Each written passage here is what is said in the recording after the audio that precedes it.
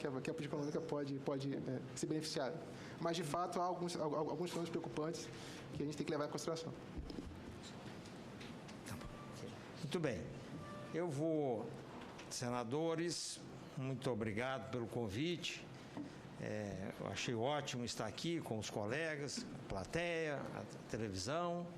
É uma oportunidade única e eu queria agradecer isso aos senadores que estão preocupados com essas questões fiscais numa perspectiva de longo prazo.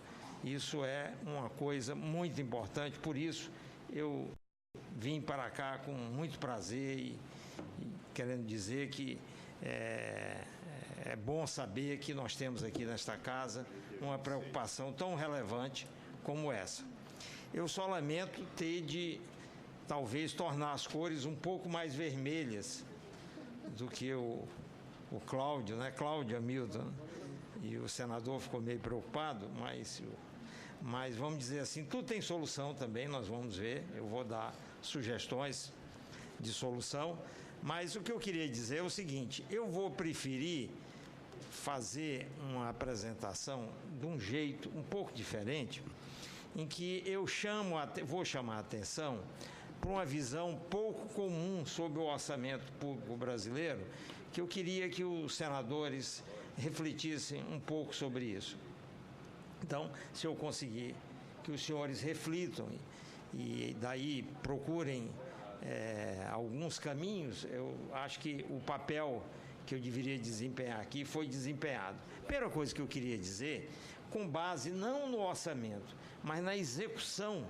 Então, aí a gente sabe que tem uma distância grande entre a execução e o orçamento, então vamos falar do que é real, que é a execução do orçamento, não é a programação. Com base na execução do orçamento, que eu vou mostrar os dados do ano passado, eu queria dizer que eu encaro o orçamento da União como uma grande folha de pagamento. E isso traz alguns elementos para a gente refletir e pensar no que é que pode fazer e como é que isso compara com o resto do mundo e trazer uma visão, então, um pouco diferente da visão anterior, mas que, no fundo, é como se eu usasse os mesmos números para contar a história de um jeito diferente. Para falar desse orçamento que eu estou chamando de grande folha de pagamento, eu começo com essa pizza que nós estamos vendo aqui na projeção, em que eu chamo de a grande folha, isso aqui é com base nos dados executados do ano passado. Isso é 2012, dado executado, não é programado. Então é real, expressão real do que aconteceu. 74% praticamente do orçamento, quer dizer, 3/4 do orçamento, senadores, é o que eu chamo a grande folha de pagamento. E essa grande folha, eu vou explicar o que é que está dentro dela, ela tem uma característica que tem várias repercussões sobre as quais a gente deve refletir. O primeiro, se é uma folha de pagamento, é um instrumento em que você tem pessoas recebendo uma soma, um valor regular por trás de algum contra-cheque, um cartão eletrônico, enfim, é um pagamento a pessoas. Por isso que eu chamo de folha de pagamento. Até brincando, um dia, comentando declarações do governo, eu disse, se o governo quer economizar no número de ministérios, ele podia extinguir uns 15 ministérios, secretarias, e fazer um só, e chamar Ministério da Folha de Pagamento, colocar um grande computador e meia dúzia de pessoas que iam tocar muito bem esse ministério, no sentido de ser uma gestão de folha de pagamento. Não é nada muito sofisticado e que se presta bem à automatização. Pois bem, isso representa 73,6%. O restante do orçamento, a gente vai olhar aqui, um pedacinho vermelho aí, saúde. Por que destacar a saúde? Porque saúde tem uma exigência de gasto mínimo na Constituição. Então, você não pode gastar menos que isso aí em percentagem do PIB. Se a gente imaginar que o orçamento é constante em percentagem do PIB, então sempre vai dar 8,2% do total. Então, a sua tabelinha, senador, você tem que pensar inicialmente desse jeito aqui. Pensar que se eu tenho uma folha de pagamento gigante, 73% do total, 8% aproximadamente é saúde, e o resto, que é 18%, tudo em números aproximados, é que é o orçamento que, de fato, é discutido nesta casa. Ele é muito menor do que se imagina, porque esse aqui é um gasto mínimo que tem de ser feito, ele sempre será feito. Mas, claro, você pode discutir o interior dele, mas você não vai poder mexer no 8,2, passar para outro orçamento, porque não dá, é proibido. Então, pode discutir se o dinheiro está indo para as coisas certas.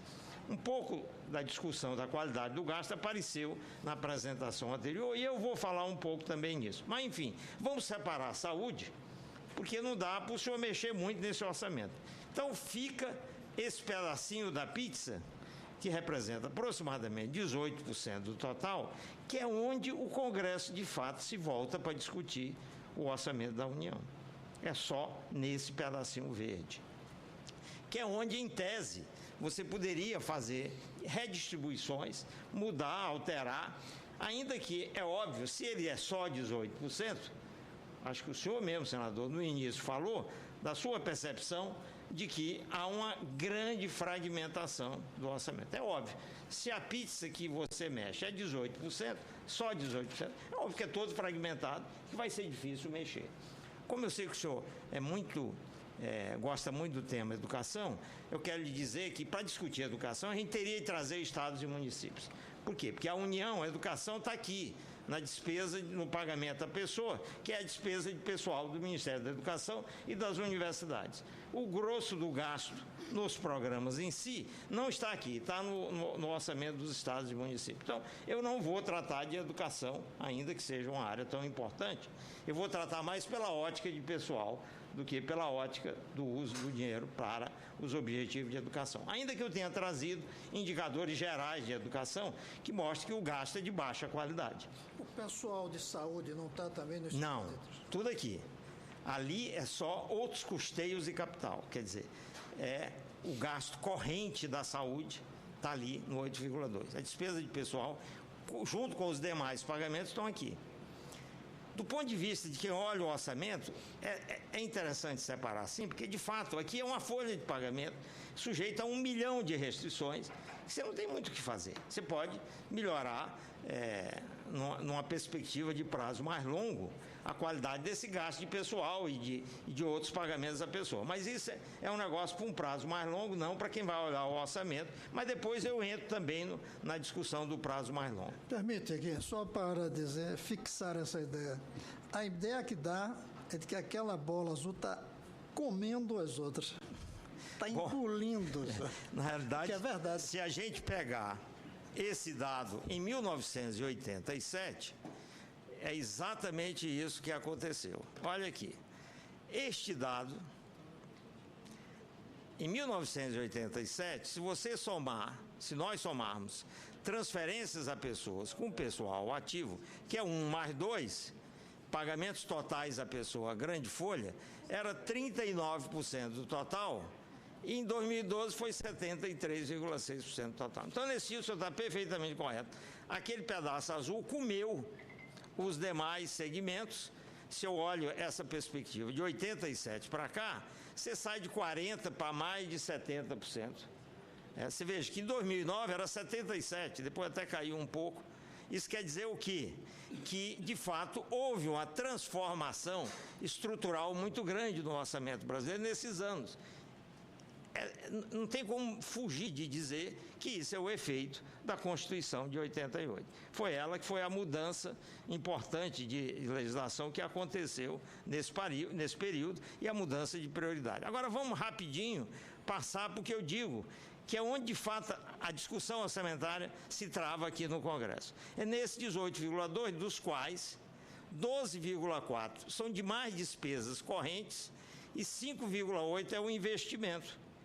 Então, muita discussão ocorre em torno do 5,8, que é onde muitas vezes os parlamentares estão aqui preocupados em conseguir recursos para financiar obras e outras coisas que se denomina investimento nas suas respectivas regiões. O 12,4, esse é realmente o máximo da fragmentação, porque aí tem desde passagem, diária, manutenção, programas de duração continuada, que não são...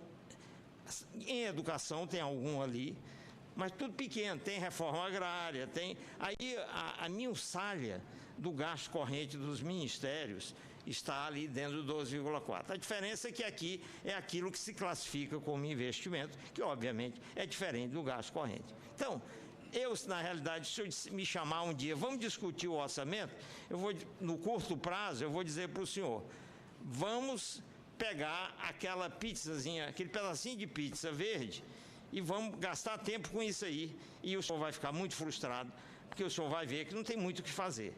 Então, infelizmente, é isso.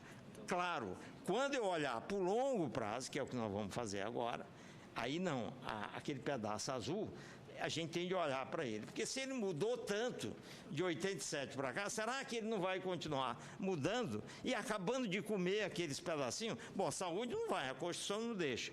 Será que ele não vai fazer o pedacinho verde desaparecer? Há um risco disso, claro, e eu vou explicar por quê. Mas antes de chegar lá, deixa eu dar uma outra noção que as pessoas não têm.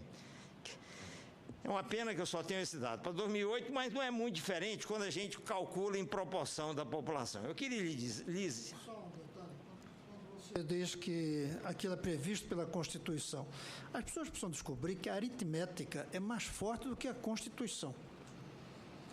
Chega um ponto tal em que fica tão inviável fazer as coisas que termina mudando a Constituição tem tudo de repensar para adaptar a aritmética financeira. É isso que eu vou em seguida falar. É o caso que a Grécia fez agora. Exato. Teve que, em alguns momentos, mudar legislações muito fortes, embora lá não está na Constituição. Eu acho que um dos problemas que a gente vai ter, se vier uma crise aqui, é que a Constituição não ajuda a sair dela. Perfeito. Então, veja o senhor, veja o nosso ilustre senador Suplicy, que se eu pegar o dado de 2008, que é o último que eu consegui juntar, nós estamos falando de 49, vamos arredondar, 50 milhões de pessoas penduradas no orçamento da União. São elas que estão embaixo, no caso aqui de 2008, era 75,8% do gasto.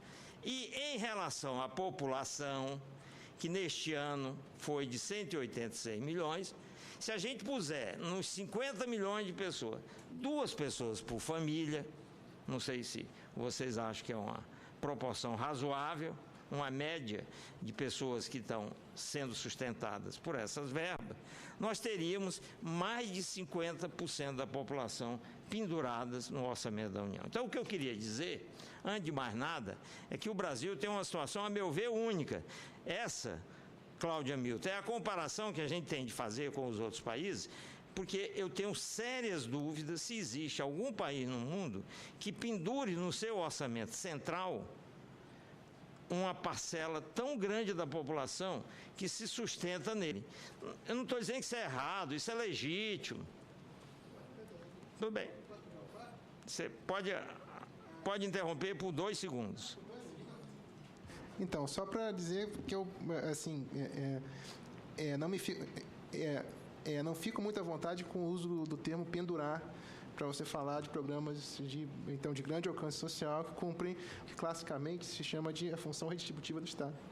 Tudo bem. Aí o verbo, você me diz, eu uso o verbo que você quiser. Para mim, sinceramente, não faz diferença. Mas, enfim, o fato é que este grupo de pessoas é sustentado pelo orçamento da União. Sustentar talvez seja mais apropriado, menos forte. Mas, enfim, o fato, senadores, é que nós temos de refletir sobre isso na discussão do orçamento para saber se, de fato, é isso que a sociedade quer, que a sociedade queria, que a classe política queria, quando aprovou as leis, a Constituição. E eu queria, em seguida, entrar já no seguinte.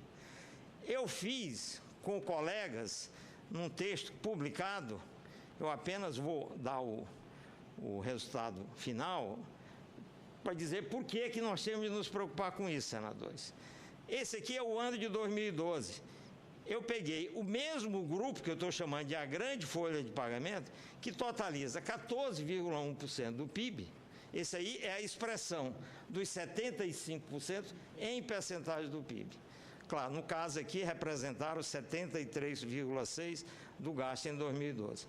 Essa despesa eu projetei até 2040, cálculo científico, não é achômetro, com base nas últimas projeções disponíveis do IBGE, as projeções demográficas que foram mencionadas antes. Projetamos este gasto desse item para ver se mantivermos as mesmas regras em vigor, supondo o PIB crescendo a 3% no início e terminando a 2,5% no final, que é mais ou menos as estimativas que se fazem hoje para o PIB futuro, o que é que nós conseguimos chegar mantendo as mesmas regras e outras hipóteses, se houvesse tempo, eu ia explicar, mas é basicamente a projeção do status quo. O resultado é que o 14,1% vira, pasmem, 29,2% do PIB. Quer dizer, se deixar parado, aquela pedaço da pizza vai comer o resto, porque vai dobrar de 14,1% para 29,2% do PIB a despesa desse bloco. É claro que o que eu fiz foi isolar, pegar as projeções demográficas, manter as regras em vigor, inclusive tem uma regra aí que obviamente é completamente inviável, que vai ter de ser mudada, que é a regra de reajustar o salário mínimo pelo PIB de 2 anos antes. Ela está suposta aí até o fim da projeção, que é obviamente inviável, porque significa que o salário mínimo vai estar crescendo, como ele vai crescendo acima do PIB per capita, acima do salário médio da economia. É muito difícil você sustentar isso, em qualquer projeção isso explode, qualquer item que dependa do salário mínimo, que reajusta boa parte daqueles itens que foram mostrados antes. Mas, enfim, o 14,1 com as regras vira 29,2. Para mostrar que não é impossível ajustar, senador, eu construí, está aí descrito no slide anterior, não vou entrar no detalhe, não vai dar tempo, um conjunto de reformas que a maioria das pessoas que discutem esse assunto hoje consideram como reformas razoáveis, e coloquei no mesmo modelo de simulação e nós chegamos, com reformas, 2040, o 14, o 29 vira 15,6. Apenas isso é importante para dizer o seguinte, que se fizer reforma, tem solução, não é nada inviável. As reformas, obviamente, são indigestas politicamente, que a reação é muito forte. Você vê que o Cláudio Milton reagiu ao mero uso da palavra pendurar. Você imagina se ele vir algumas medidas que eu estou sugerindo. Por exemplo, o salário mínimo. Qual é a proposta do salário mínimo? É que a regra seja a renda, o PIB per capita, e não o PIB total. Ora, o PIB per capita parece fazer muito mais sentido, que é uma medida da produtividade, é a medida que faz muito mais sentido eu considerar no reajuste do salário mínimo. Mantém a relação salário médio e salário mínimo constante na projeção e outras que estão por aí. Mas, enfim, qual é o resumo dessa ópera? O resumo dessa ópera é que o orçamento é um orçamento especial, totalmente composto de pagamentos a pessoas, que deixa muito pouco espaço para qualquer política, e os políticos de hoje, que são os que, não foi os que inventaram isso aí, talvez um ou outro, mas os que estão hoje lidando com o tema orçamentário, eles vão ter e vão continuar tendo, se não houver reforma, muita dificuldade de fazer alterações. Não é por outra razão que saiu essa história do orçamento impositivo, que eu interpretei como uma reação àquele pedacinho pequeno da pizza. Porque o que está sendo solicitado, o que está sendo proposto, é amarrar um pedacinho daquela pizza para que o Congresso tenha um comando sobre algum pedaço e possa fazer alterações. Foi assim que eu interpretei aquilo, ainda que eu não seja favorável à ideia do orçamento impositivo. Nessas condições, nós teríamos de flexibilizar o orçamento para que ele virasse impositivo. Mas antes de encerrar, eu preciso mostrar para que não só vocês, os senhores, os telespectadores vejam, tem o outro lado dessa história, que foi só mencionado rapidamente, que é o caos do lado do investimento. Porque fazer esse orçamento assim deixou aquele pedacinho para o investimento ao longo de muitos anos. E é óbvio que isso teve consequências. A série que foi mostrada é uma série que pega um período relativamente curto. Se você esticar ela para trás, você vai ver que tem uma queda, obviamente, muito maior no investimento que foi acontecendo ao longo dos anos e que trouxe consequências Eu trouxe alguns resultados que mostram se os gastos são mais altos que a média dos países. Aí eu prefiro usar a comparação com a gente olhar países com PIB per capita parecidos com o nosso, e a gente vai ver que, na maioria dos casos, o Brasil está gastando mais que todo mundo. Dá licença, eu tenho de terminar a apresentação. Mas é que nesse caso não tem nada a ver. Eu sei, eu estou dizendo aqui é pessoal, eu não estou falando que é. Senador, eu preciso terminar a minha apresentação, senão eu não vou conseguir. Eu apenas quis dizer que eu trouxe na apresentação, se houver oportunidade, eu vou mostrar indicadores de desempenho de vários itens do gasto que mostram que o Brasil gasta mais e pior do que a maioria dos países que tem dimensões parecidas com a nossa. Só isso. E aí, vou mostrar a consequência, eu vou pular, não vou ter oportunidade, que é o que eu estou chamando a chaga da infraestrutura deficiente, que isso é a consequência de você não fazer aquele pedacinho da pizza pequena que vem encolhendo ao longo dos anos. Se olhar aquela comparação com 87 mostra, por exemplo, para a gente sentir o que falta fazer, pelo que aconteceu esses anos todos, estimativa que acabou de ser feita pela EPL, que é a empresa que cuida disso no governo, que deu essa informação para o Financial Times, dizendo que no Brasil tem um déficit logístico de 500 bilhões. Isso é um número solto, apenas para dizer que é a sensação que se tem que há um grande déficit a cumprir.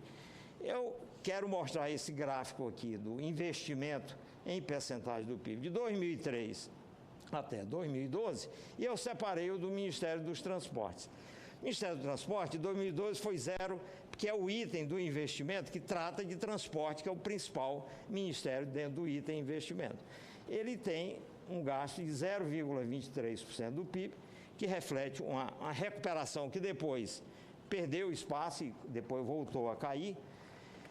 Eu quero apenas lembrar que os dados do Ministério do Transporte era de 1,8% do PIB, o que se gastava nos anos 70 nessa variável. Só para mostrar que houve uma queda muito grande no item investimento e transporte. Aqui é para mostrar um pouco do caos urbano na área de transportes, alguns indicadores do caos logístico, que se eu puder eu volto e explicito, que eu estou mostrando agora o outro lado daquela história, que é o lado da infraestrutura que foi deixada de lado. E a estrada de Santos há 2 semanas estava assim. Eu, aliás, achei estranho, eu estava ali. Sim. Eu tirei a foto e eu fiquei pensando o seguinte: amanhã os jornais todos vão estampar essa fila gigantesca no caminho de São Paulo a Santos. E nada, os jornais não disseram nada. E aí eu perguntei a pessoas envolvidas, mas por que o jornal? Não, porque a gente já está acostumado com isso, isso aí já não causa mais nenhum espanto. Saiu algumas vezes. Agora já não sai mais. Pois bem, eu queria chegar já na minha conclusão, quando eu chamo a atenção para o outro lado, que é esse lado da infraestrutura, que um órgão de boa reputação mundial, que é o Fórum Econômico Mundial, soltou essa informação, uma comparação de 144 países, em que quanto maior aqui, quanto mais próximo eu tiver de 144, pior. Que é uma avaliação da qualidade da infraestrutura geral, separada em portos, estradas, ferrovias, transporte aéreo, oferta e qualidade de eletricidade, disponibilidade de linhas telefônicas. Eu vou ficar com a parte que fica aqui em cima, em que vocês veem que o Brasil, que é onde com esses números aqui, está muito próximo do 144. Ele está ali, realmente, lá atrás, nessa classificação, que vai de 1 a 144.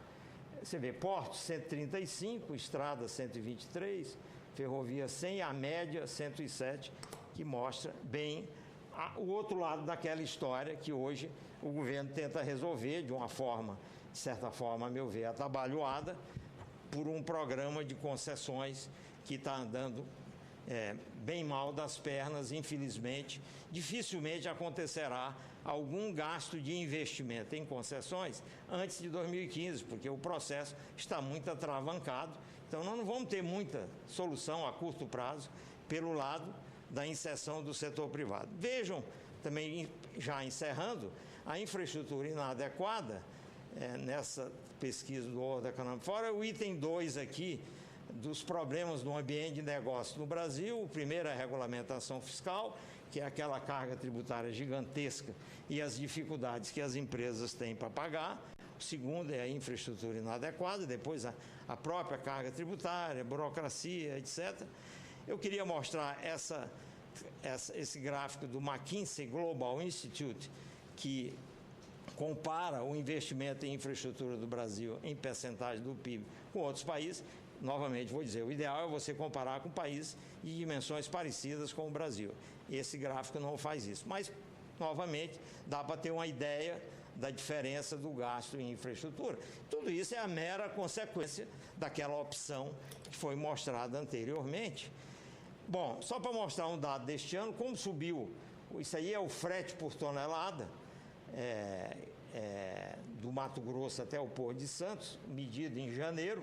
Vocês verem como todo ano vem aumentando fortemente em função da deterioração crescente da infraestrutura e daí as consequências que a gente sabe que isso traz para a produtividade, para o crescimento do setor agrícola. Bom, é isso.